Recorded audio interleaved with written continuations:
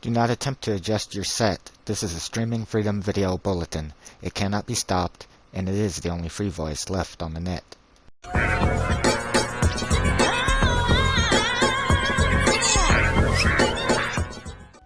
Hello friends, welcome back to the channel. I wanted to make a video discussing some comments that I've been getting and that I've been experiencing myself to do with a lot of these mods that's been added in the latest category, not allowing people to enable them on PS4 and PS5, both SE and AE.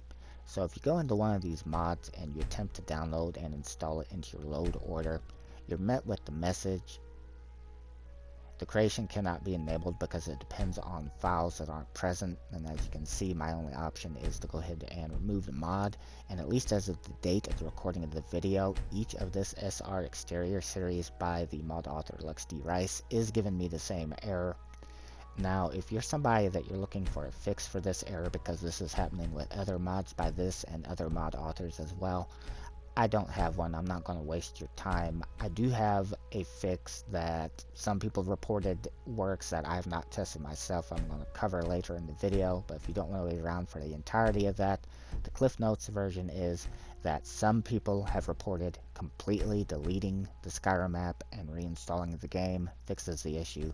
I'm going to go over why you really ought to think twice before doing that, but if you don't want to wait around, be forewarned that it's not a guarantee it's going to work. You may be doing it for nothing. Now, a lot of the mods that you're seeing right here, all in the latest category, these are the ones that people have been reporting issue with, that when they try to download and install them, they're met with the error message of not having the required files. I know that there have been several reports for the mod Hunterborn on Skyrim Anniversary Edition PS5. Some people have reported the mod Not So High Poly Head. I keep wanting to say face, but the name of it is Not So High Poly Head, of getting the same result as saying that they don't have the required files, and I got that same result myself when I attempted to test it for somebody. And I'm going to kind of discuss and go over why this may be, some theories that I have, and again that potential fix that I talked about earlier, but why I would think twice. But please keep in mind, guys, that I'm not an expert in this. I am no more than a gamer, the same as you. I don't pretend to have all the answers. These are just things that I think about when testing these mods to see what they do for potential showcases for you guys.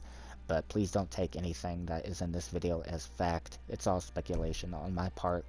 Let's go ahead and head into the game, and I'll meet up with you there. Now, to cover some of the potential reasons why we might be getting this error message about not having the required files, things that I think about in trying to solve this and also rule out.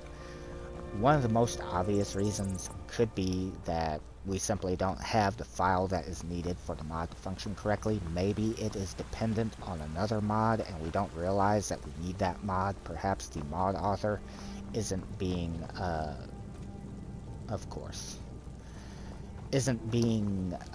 in the description obvious enough that this particular mod is needed. Some of them will put it like right at the very start to let you know and stuff, and I always do read through the description in its entirety, but sometimes I do read through kind of fast. I might miss stuff, and I know there are people that don't read through it in its entirety. So the mod may be, perhaps, I know there was one mod that I was looking at that said it was originally intended for, I think it was Low Poly Face, that was intended for an NPC overhaul. And they decided, because it was taking so long to do the NPC overhaul, to just upload it as a, I think, a resource or something. Perhaps the mod is still dependent on this NPC overhaul. Maybe it was an error on their part. Some of these other mods, like that SR Exterior series, I believe it was the Markarth one, I thought was the start of that for these individual ones, but maybe I missed something along the way and I don't have the required file to install it. That is a possibility. It could also be version specific for SE and AE, because while a lot of people, and honestly myself included, we think of AE as nothing more than just Skyrim Special Edition with all of the, oh hey Sorana, with all of the CC content being free, it is two separate versions of the game, and we know that for the fact that some mods that mod authors create for us specifically state that they are SE or AE, so that if you're this version, you download this version of the mod. Alright, let's And see the what you reason for have. that could be, and I'm no expert in this, I don't make the stuff, but the Keep your reason guard could up. be that maybe Anniversary Edition has some different files in there than Special Edition does. It could also be that the mod maybe takes advantage of all the CC content that they know if you have Anniversary Edition you're guaranteed to have, wherewith if you have Special Edition like myself and I don't have all the CC, so that might be the reason for the different versions of the mod, to where, like, say the AE version has maybe additional decorations that you wouldn't have if you don't have this particular mod installed, or CC content, excuse me, installed. Again, just possibilities, but for the fact that some people, like with Hunterborn, for example, reported that it was AE version they were trying to install it on, and the mod said that they did not have the required files, that leads me to rule that out as a possibility with these potential errors.